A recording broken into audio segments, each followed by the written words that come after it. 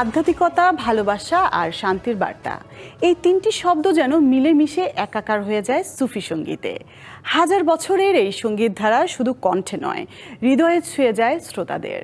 তবে চটুল সঙ্গীত আর সোশ্যাল মিডিয়ার ভিউ ব্যবসায় এই শুদ্ধ সঙ্গীতকে হারিয়ে ফেলছে তার আসল রূপ। জানি পড়েগি মোহব্বত কি রাহ। ভালোবাসা, ত্যাগ, ধ্যান আর আধ্যাত্মবাদের কথা বলে যে সঙ্গীত কাদায় শুদ্ধ করে, তার নাম সুফি সঙ্গীত।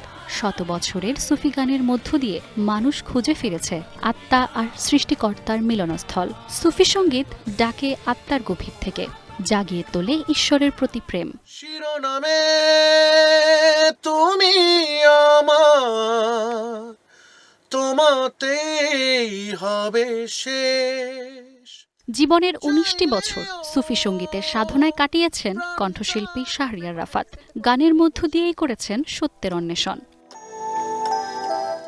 আধুনিক ধাঁচে সুফির যে নতুন রূপ, সেই পথেই হাঁটছেন তিনি। ওস্তাদ রাহাত ফতে আলী খানের গানই ছিল তার প্রথম প্রেরণা, প্রথম ধ্যান। ছোটবেলা থেকে ওনার গান শুনলে মনে হতো এইভাবে যদি একটু গান গাইতে পারতাম, বা খুব হাই পিচে যদি গান গাইতে পারতাম। তো পরবর্তীতে যখন আস্তে আস্তে বোধ তৈরি হচ্ছে বা বয়স বাড়ছে, সুফিবাদের জায়গাটা আসলে অনেক ভয়ের হয়ে যাচ্ছে।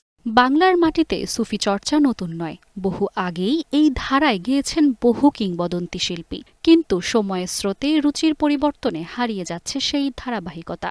সুফিবাদের ক্ষেত্রটা যেটা, সেটা কিন্তু মারিফত না, একদম সরাসরি সৃষ্টিকর্তার প্রতি প্রেম, সৃষ্টিকর্তার সম্পর্কে জানা, সৃষ্টিকর্তার সাথে কথোপকথন সব মিলিয়েই যেই জিসটা সুফিবাদের।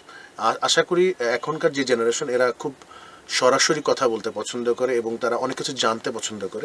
ভিউয়ের দুনিয়ায় শিল্প হারাচ্ছে আত্মা, তবুও আশাবাদী রাফাত মনে করেন আজকের বিষণ্ণ প্রজন্মের মানসিক শূন্যতা পূরণে সুফি গান হতে পারে এক আশ্রয়।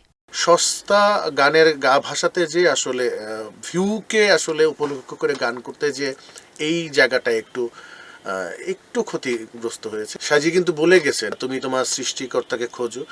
এই খোঁজাগুলো যখনই কমপ্লিট হবে, আমার মনে হয় ডিপ্রেশনটাও কমে আসবে।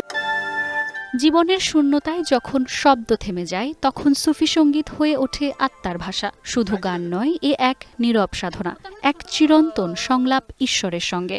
এই চোখে মানজুমা আফরোজ নীলিমা, ডিবিসি নিউজ, ঢাকা।